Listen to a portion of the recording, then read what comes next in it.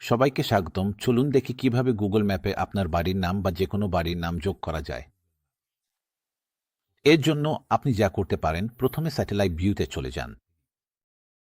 তাহলে এখানে চাপ দিন, ঠিক আছে? এবং স্যাটেলাইট নির্বাচন করুন। এখন শুধু সেই এলাকায় যান যেখানে আপনার বাড়ি আছে, ঠিক আছে? ধরা যাক এটা আপনার বাড়ি। এখন আপনি যা করতে পারেন তা হলো শুধু কন্ট্রিবিউট বাটনে চাপ দিন। ঠিক আছে? এবং এখন শুধু একটি স্থান যোগ করুন বাটনে চাপ দিন। ঠিক আছে। এখন সঠিক অবস্থান দেখানোর জন্য মানচিত্রে অবস্থান সম্পাদনা করুন অপশনে চাপ দিন।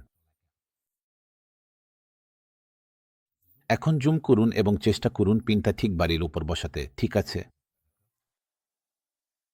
এবং শেষ মানে ফিনিশ বাটনে চাপ দিন।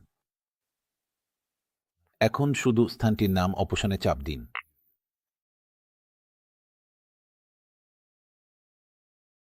ঠিক আছে, এই স্থানটির নাম।